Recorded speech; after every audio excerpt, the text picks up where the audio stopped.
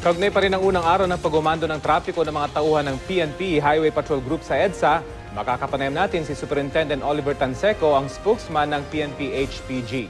Magandang tanghali po.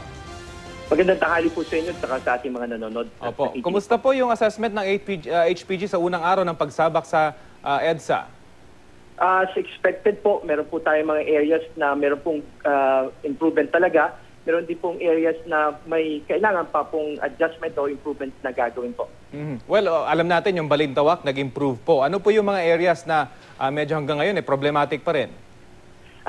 Particular po ditong pababa at papanik po ng Cubao, medyo nagkakaroon po tayo dyan ng pagsisikip because of the volume na rin po ng sasakyan. Plus yung mga na-report po sa atin na ilang mga aksidente po, vehicular accident, minor lamang, pero by the time po na ma-clear natin to, meron na pong multiplying effect, kaya po umaba na po yung bilang na nakapila po ng mga sasakyan approaching po ng Kamuning at doon sa other side naman po. Well, of course, HPG personnel na rin yung nag-aasikaso kapag may ganitong aksidente, hindi ho ba? Tama po. Tama po yun. Pag ganito po, tina-turn over po agad natin to doon po sa mga traffic sector ng mga district na meron pong sa lugar. Jurisdictional po kasi ito. Requirement po ito para doon sa both parties involved in the accident po makapag-file sila ng report para po sa kanilang counter claims about isa po. Bagamat kanina umaga pa lang yung kasagsagan ng rush hour, unang sumabak yung mga tauhan, may mga nahuli na hubang motorista na alubang sa mga batas trapiko? Opo. Meron na pong iilan, pero po yan po sana ang mas maganda, yung konti lang po yung mahuli natin. Ayaw din naman po nating manghuli o manikit. Ang importante po rito, makita po natin na sumusunod sa batas trapiko. Kami po yung unang-unang ayaw kayo po ihulihin. Pero ang report po sa amin, talaga naman po medyo gumanda yung ating daloy ng trapiko. At gusto nga rin po namin magpasalamat doon na po sa mga driver, busman o taxi o mga kotse po na tumulong po sa atin, sinuportahan po tayo at sila po ay talaga namang disiplinado sa pagmamaneho po natin ng sasakyan ngayong umaga. Mukhang natakot po talaga yung mga drivers sa mga HPG personnel. Pero observation lamang po kanina, medyo konti po yun. Nakita nating HPG personnel. Kung ikukumpara ng mga nakaraan na MMDA yung nagmamando, so sapat ho ba yung inyong bilang sa ngayon sa EDSA or madadagdagan po ito sa mga susunod na araw?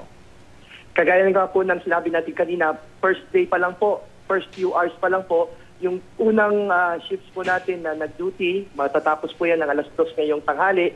Mamaya po mga 3 o'clock, magkakaroon po kami ng assessment, titignan po natin. And after today po, kung may kailangan po mga adjustments, additional personnel, gagawin po natin para po ma-improve yung ating traffic sa EDSA. Yung 30 seconds po na loading and unloading, nasusunod po ba yun so far?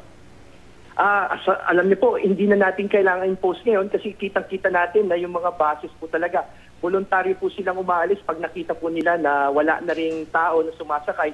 Even before yung 30 seconds po, napakaganda po, tuwan-tuwa po kami sa suporta ng mga bus associations, sa mga bus drivers po, sa kanilang positive response sa ating call for disciplined drivers po sa EDSA at sa ibang mga lugar pa po sa Metro Manila. So, pwede naman po pala na sumunod sila sa batas sa trapiko. Ito po kaya epekto ng pagumando ng HPG or parang nakinig na rin sila sa panawagan na sumunod naman sila sa batas trapiko? Ano ang palagay nyo? Sa tingin ko po, hindi po ito dahil lang po sa HPG, kundi dahil na rin po sa inyo pong panawagan, sa mga nakikinig po, sa mga tatay ng bahay na nagsabi sa kanilang anak na mag-drive ng disiplinado, sa mga boss ng mga opisina po na nagsabi sa kanilang empleo na sundin natin, suportahan natin yung tawag ng ating pamahalaan na ipakita sa buong mundo ng EDSA po ay zone of discipline. Ang Filipino driver are disciplined drivers po. Well, sa ngayon pa lamang po, may mga nagsasabi na, sa umpisa lang kaya ito, hindi kaya ningas kugo nito. Paano nyo po ma-assure sa ating mga kababayan na tuloy-tuloy po yung ganito at magiging, kumbaga, ito na yung bagong normal sa EDSA, sumusunod yung mga driver sa batas trapiko? Alam niyo po, kami rin po ay umaasa na yung pagsuporta rin po sa atin ng mga publiko po ay patuloy din po. Sana po hindi lang po ngayon, pati po mga susunod na araw. Bigyan niyo pa po kami ng konting pasensya, mag-a-adjust po tayo, iisip pa po tayo ng mga additional measures po para mapaganda at mapaluwag ang traffic po sa EDSA. We are still asking for cooperation po. Let's observe traffic laws po.